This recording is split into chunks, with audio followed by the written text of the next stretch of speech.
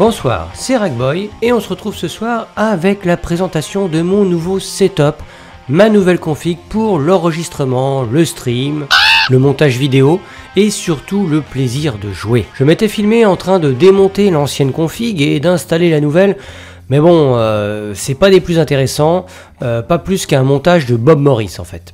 En plus, j'avais oublié de mettre mon bracelet anti-statique, alors c'est pour vous dire. Je passe tout de suite sur mon sponsor FlexiSpot qui m'a offert cette magnifique chaise de gaming nommée Sanotech GC01. Il y a un lien dans la description vers le site Amazon où se trouve ce fauteuil. Pour l'instant, le fauteuil est en réapprovisionnement, mais en tout cas, il avait un prix à 112 €. Ce qui classe plutôt dans les entrées de gamme, rapport à tous ces fauteuils de gamer à plus de 300 €. Alors le produit est très bien emballé dans son carton, il n'y a rien à dire, c'est parfait. Il y a plein de papier bulle en plus à faire péter et ça j'adore. Pour le montage, je comptais pratiquement 1 heure, car le notice en français a un défaut, les lettres répertoriant les vis. Je me suis arraché les cheveux car le nombre et la taille des vis ne correspondaient pas du tout à la notice. Après coup, j'ai activé le bon sens dans mon cerveau, j'ai mis des post-it pour repérer les vis et selon son filetage et non le nombre de vis qu'il y avait, ouais c'est compliqué, et j'ai réussi tout simplement à monter le fauteuil sans problème, j'avais même des vis en rab.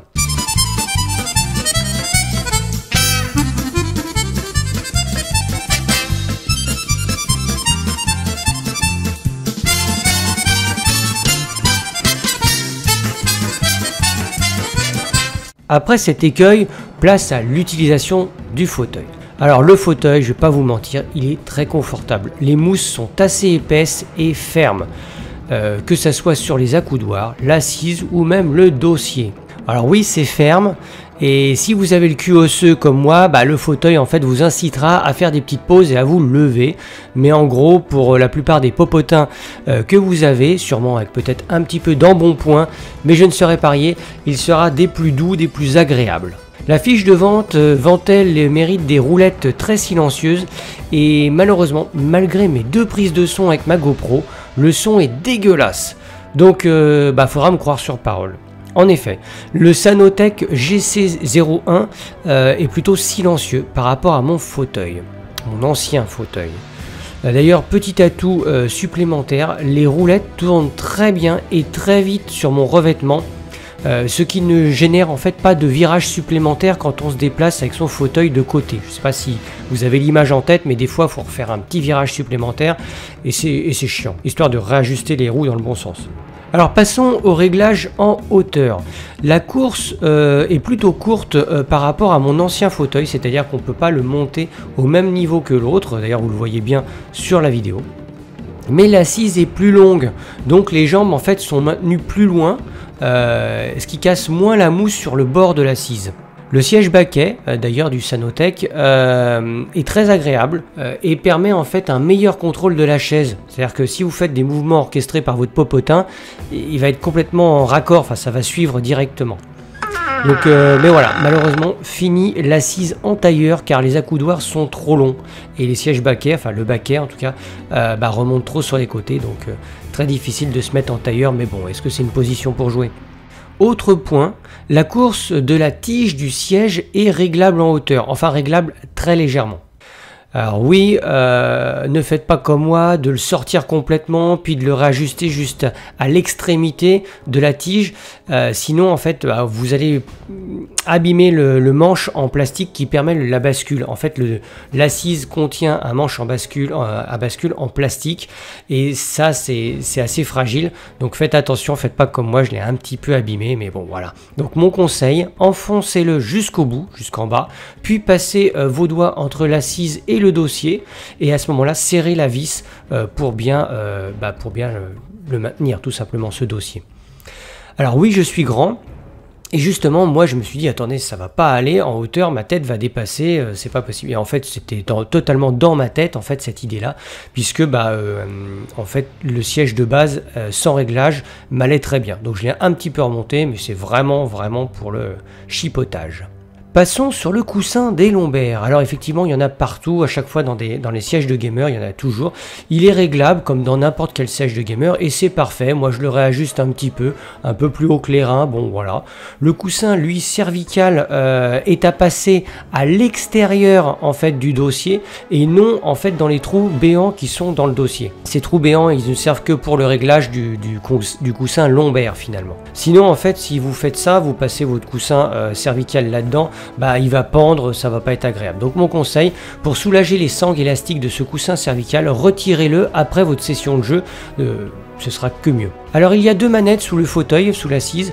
L'une c'est pour le réglage en hauteur du fauteuil, l'autre pour bloquer et pour débloquer le dossier. Alors mon conseil, évidemment, encore une fois, plus vous utilisez la bascule arrière du dossier, plus la vis des accoudoirs vont se dévisser. Donc pensez à revisser. Vous le verrez, ça c'est à refaire. Dernier point important, le repose-jambes. Et oui, pour un fauteuil comme ça, à 110 €, il y a un repose-jambes. Et là, qui n'a pas rêvé d'étendre ses jambes pour mater une longue session de vidéo Rackboy sur Arma 3, hein, franchement, sur son PC? Qui? Alors d'apparence pas très solide, mais mon fils s'est malencontreusement assis dessus et a fait basculer tout le fauteuil qui est tombé. Alors voilà, même lui aussi est tombé. Et malgré ses 35 kg et 1,50 m, rien n'a été cassé, rien n'a été abîmé. Comme quoi le tissu est très solide et de bonne facture. Voilà, j'ai tout dit sur ce fauteuil de gamer qui a un très bon rapport qualité-prix.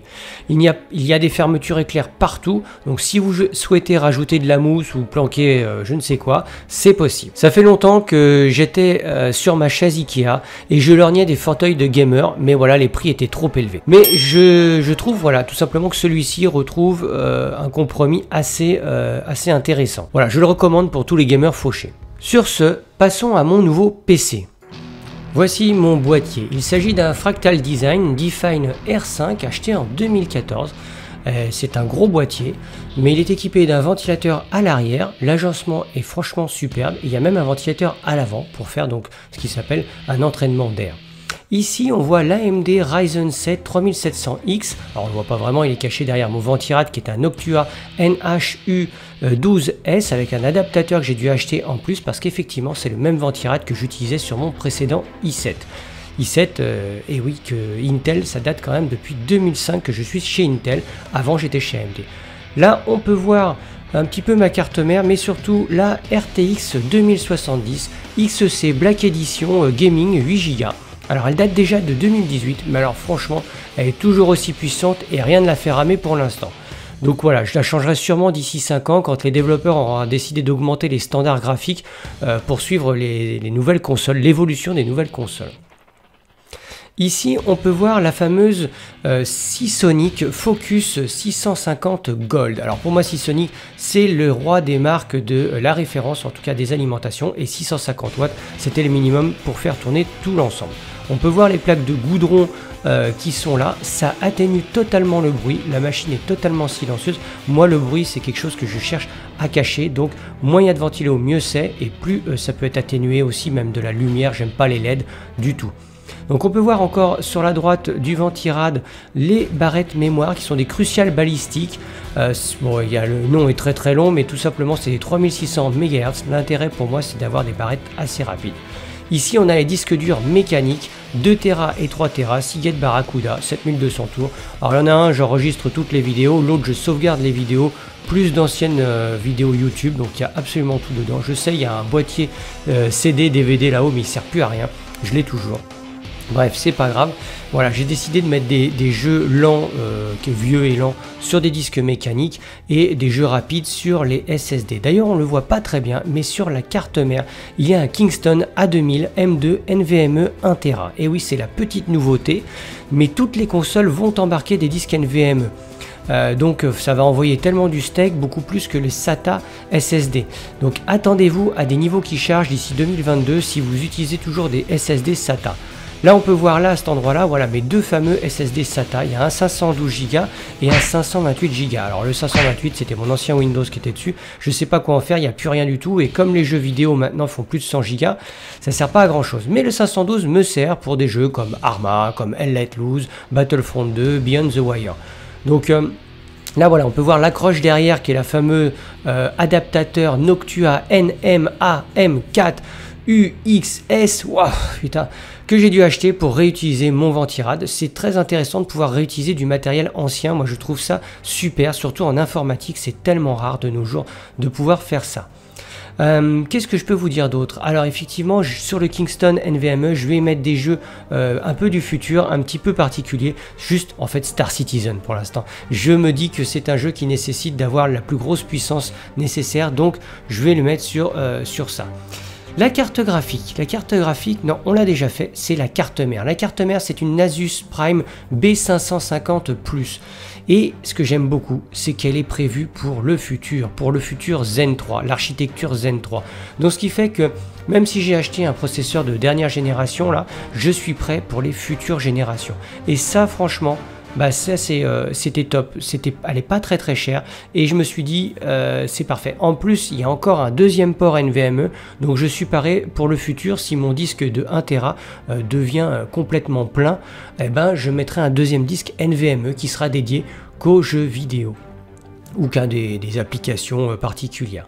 Bon là on voit en gros les ventilos de ma RTX. Bon là il n'y a rien de spécial à dire, mais elle fait pas trop de bruit sauf quand elle charge, et bizarrement elle chargeait beaucoup dans Watch Dogs 2 et pas dans les autres jeux, comme quoi c'est des utilisations, hein. Tout ça c'est à cause des devs. Les devs font qu'on est obligé d'augmenter ou non certaines parties de notre PC, mais en tout cas là je pense que je suis paré pour le futur. Franchement, il n'y a pas à dire, surtout important, la carte mère, il n'y a pas de ventilo sur le chipset, c'était l'un des plus importants pour moi.